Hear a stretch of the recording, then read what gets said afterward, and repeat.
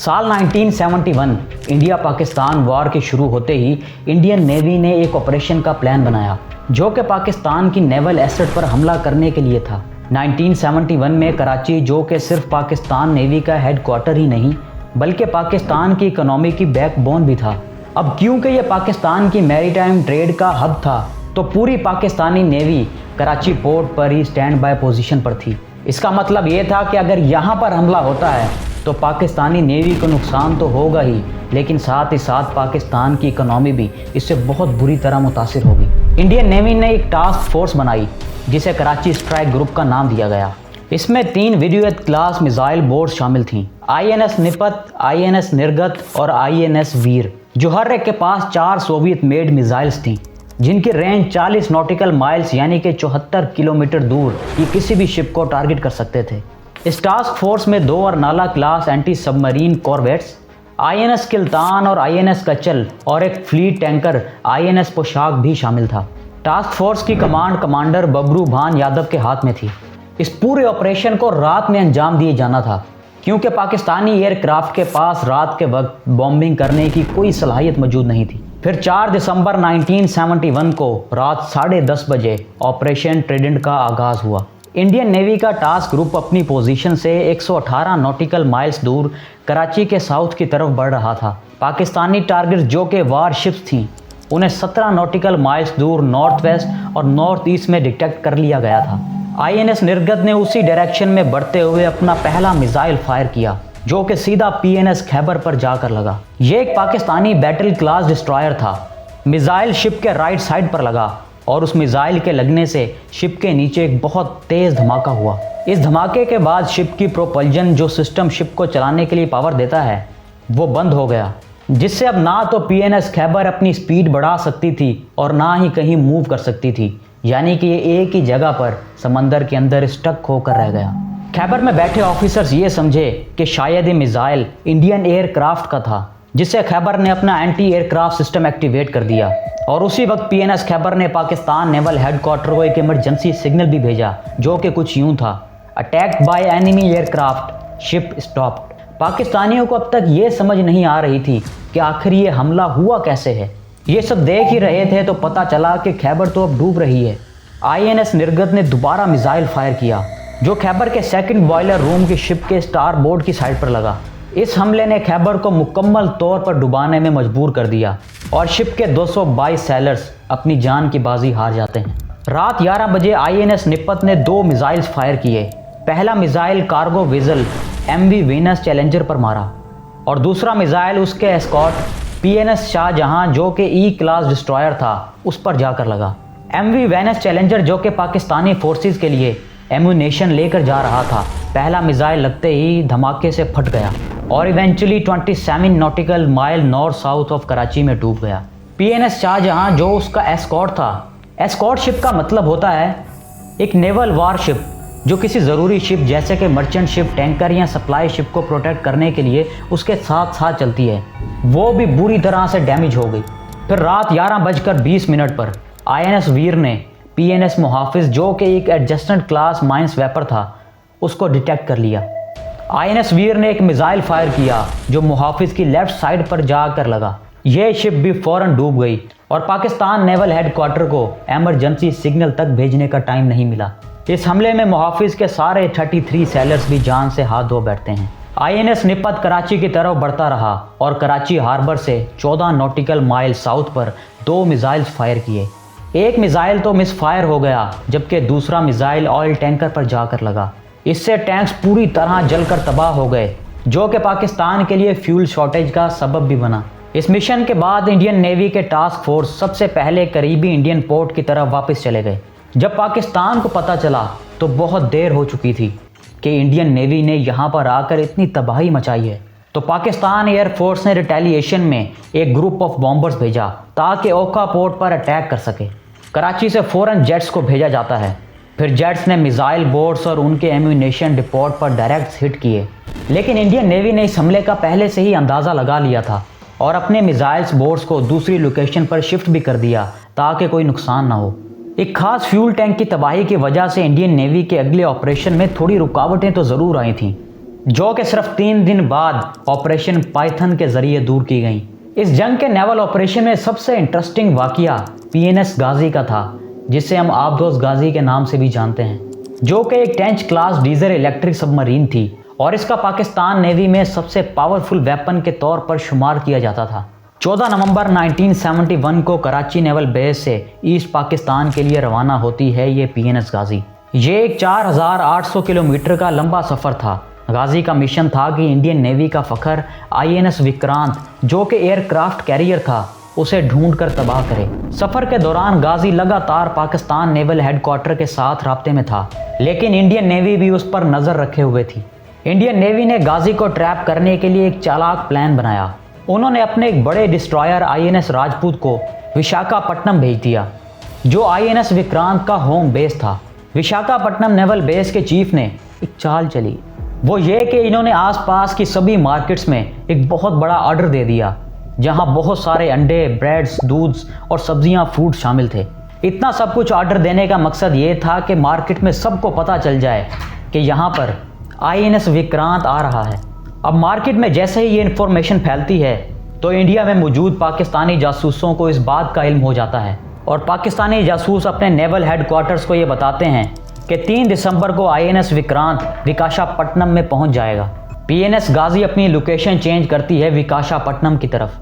फिर 3 दिसंबर को विशाखापट्टनम पहुंच भी जाती है, लेकिन एयरक्राफ्ट कैरियर को ढूंढने में नाकाम रही। जब INS विक्रांत कैरियर को ना ढूंढ पाए तो गाजी ने माइंस बिछाना शुरू कर दी ताकि नेवल बेस में घूमने वाले किसी भी बड़े शिप को नुकसान पहुंचाया जा सके। इसी दौरान INS राजपूत कैनाल के थ्रू विशाखापट्टनम से एग्जिट कर रहा था। इंडियन नेवी के मुताबिक INS राजपूत ने उस एरिया में कुछ डेप्थ चार्जेस गिरा दिए। इसी वक्त एक जोरदार धमाका सुनाई दिया और INS राजपूत ने समंदर की गहराई में मेटल के क्रैश होने की आवाज़ भी डिटेक्ट की। 4 दिसंबर 1971 की रात गाजी अपने तमाम 93 क्रू मेंबर्स के साथ पानी में डूब गया। इस दौरान गाजी जिस टारगेट यानी कि INS विक्रांत को ढूंढ रही थी, वो तो असल में अंडोमान और निकोबार नेवल बेस पर था। यानी कि इंडियंस ने यहाँ पर एक बहुत बड़ी चाल चली थी ताकि PNS गाजी को किसी तरह विशाखापट्टनम लाया जा सके। अब ये तो था इंडियन वर्जन। अब चलिए देखते हैं कि पाकिस्तान इस इंसिडेंट के बारे में क्या कहता है। गाजी के समंदर में मिलने वाले रिकॉर्ड से पता चलता है कि इस आबदोज में एक खराबी के बायस धुआं बनना शुरू हो गया था। गाजी के मेडिकल ऑफिसर ने इस बात पर तशवीश का इजहार किया है कि इस धुएं से सिर्फ क्रू के लिए नहीं बल्कि पूरी आबदोज के लिए भी खतरा बढ़ गया था। मेडिकल ऑफिसर ने यह मशवरा दिया था कि रात के वक्त हम गाजी को सरफेस लेवल पर लाएंगे ताकि ताज़ा हवा मिल सके और इसी दौरान हम बैटरीज भी जल्दी बदल लेंगे।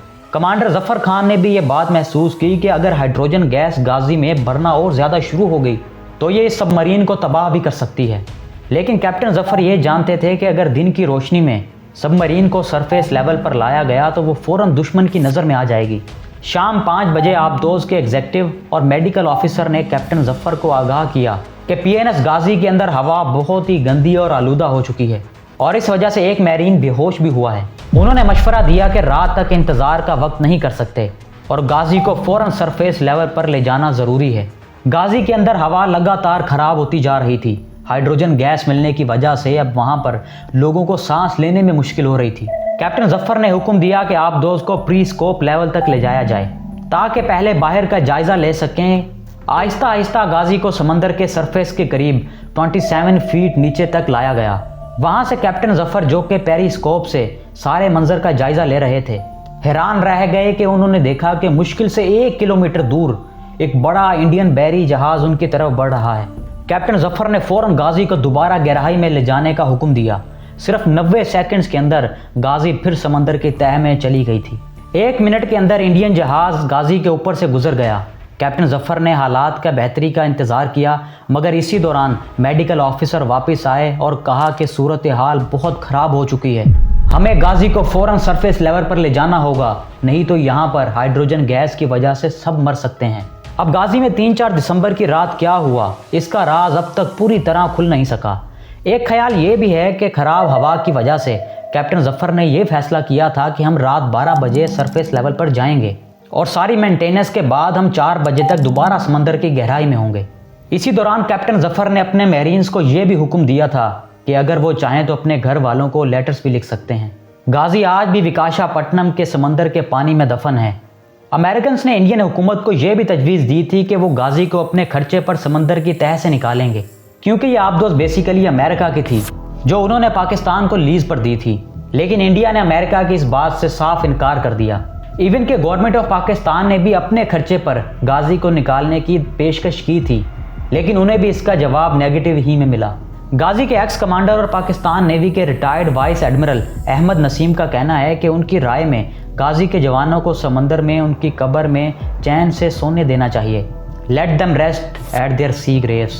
खैर, पीएनएस गाजी के डूबने के बाद आईएनएस विक्रांत, जो कि एक एयरक्राफ्ट कैरियर था, अपने escort ship INS Guldar, INS Guardian और आईएनएस मेगा के साथ ईस्ट पाकिस्तान की तरफ रवाना हुआ और चिटागोंग और कॉक्स बाजार पर हवाई हमले शुरू कर दिए। इंडियन नेवी के ट्राइडेंट ऑपरेशन की कामयाबी के बाद पाकिस्तान ने भी अपनी तमाम शिप्स और सबमरीन्स को समंदर में भेज दिया और हाई अलर्ट पर खड़ा कर दिया। 9 दिसंबर 1971 को पाकिस्तान की पीएनएस हैंगोर, जो एक डेफन क्लास सबमरीन थी, ने इंडियन नेवी के शिप्स के एक बड़े ग्रुप को कराची के करीब डिटेक्ट किया।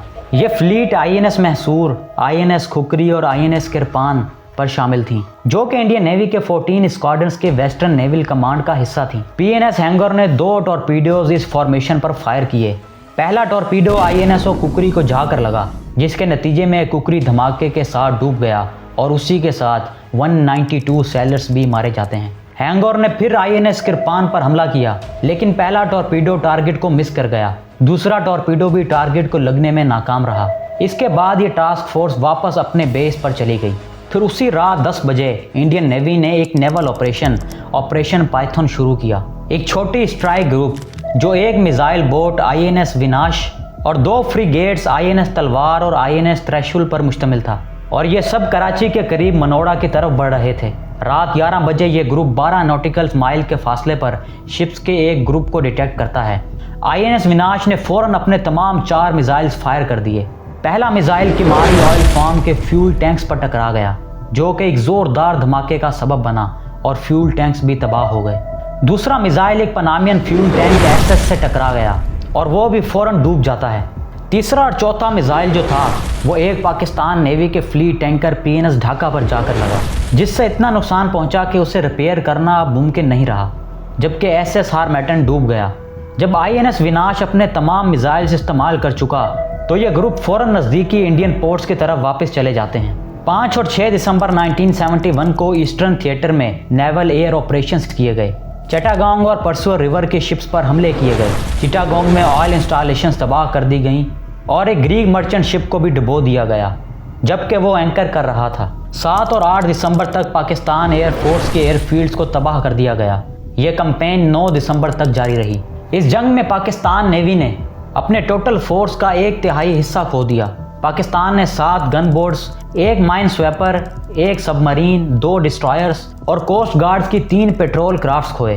साथ ही 18 कार्गो और कम्युनिकेशन वेसल्स और 3 मर्चेंट नेवी शिप्स भी डूब गए, जबकि 10 छोटी वेसल्स पकड़ ली गईं।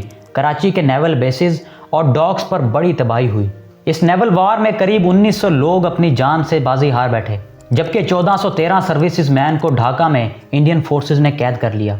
और आप ये जानकर शायद हैरान हो कि 16 दिसंबर 1971 को ईस्ट पाकिस्तानी नेवी ने सरेंडर कर दिया। अब ये अलग बात है कि ये सारी स्टोरी हमें बुक्स में नहीं पढ़ाई जाती। हमने जो आबदोज़ गाजी के बारे में पढ़ा भी है वो आपको भी पता है और मुझे भी, जबकि रियलिटी तो ये है। ईस्ट पाकिस्तान नेवी के flag officer rear admiral Mohammad Sharif ने अपना टीटी पिस्टल इंडियन नेवी के Eastern naval commander vice admiral Nilakanta Krishna के हवाले कर दिया।